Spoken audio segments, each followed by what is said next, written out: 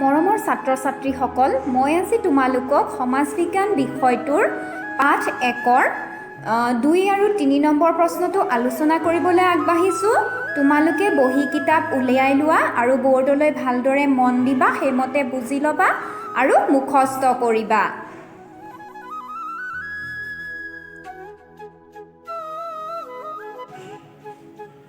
মৰমৰ ছাত্ৰ ছাত্ৰীসকল, মই আজি তোমালোকক সমাজ বিজ্ঞান বিষয়টোৰ 2 নম্বৰ প্ৰশ্নটো অলপ আলোচনা কৰিবলৈ আগবাঢ়িছোঁ। তোমালোকক 1 নম্বৰটো ইতিমধ্যে মই লিখাই দিছোঁ, তোমালোকে সকলোৱে তুলি লৈছা বুলি আশা কৰিছোঁ।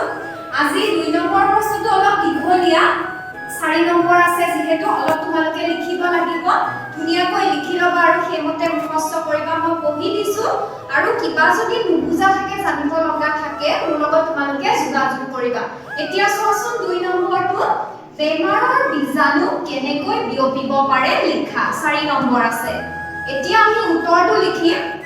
তোমালোকক পাঠটো পঢ়াওঁতে ধুনীয়াকৈ মই আলোচনা কৰিছোঁ। এয়া মুখে মুখে কাৰোবাক সুধিছিলোঁ মই, তোমালোকৰ ছাত্ৰ ছাত্ৰীসকলৰ মনত আছে চাগে, বেছি সংখ্যককে মই মুখস্থ লৈ থৈছোঁ এইটো প্ৰশ্ন।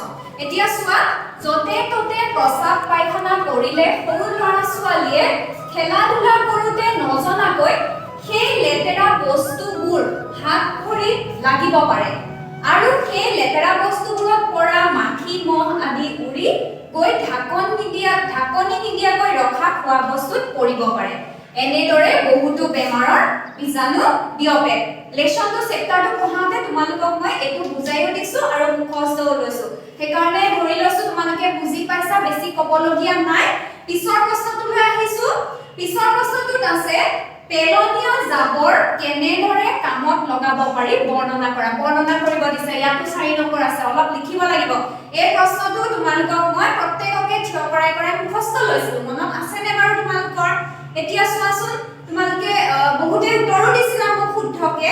ইয়াতে আছে ঘৰৰ চৌহদত গাঁত এটা খান্দি পেলনীয়া জাবৰবোৰ পেলাব পাৰি। পিছত গাঁতটো পূৰ হ'লে মাটিৰে বন্ধ কৰি ৰাখিলে জাবৰবোৰ গেলি পচি মাটিৰ লগত মিহলি হৈ সাৰ হ'ব। এই সাৰ শাক-পাচলিৰ বাবে উপযোগী। এই সাৰক কি বোলে? আমি পচন সাৰ বুলি কওঁ, ঘৰুৱা ভাষাত পচন সাৰ বোলে। তোমালোকৰ বহুতে হয়তো গাঁত খান্দি জাবৰ-জোথৰ পেলোৱা, গতিকে মই ফটো দিম, প্ৰশ্ন উত্তৰকেইটাৰ ফটো দিম, সেইমতে তোমালোকে বহীত তুলিবা আৰু মুখস্থ কৰিবা বুলি আশা কৰিলোঁ। আজিলৈ আহিছোঁ, ধন্যবাদ।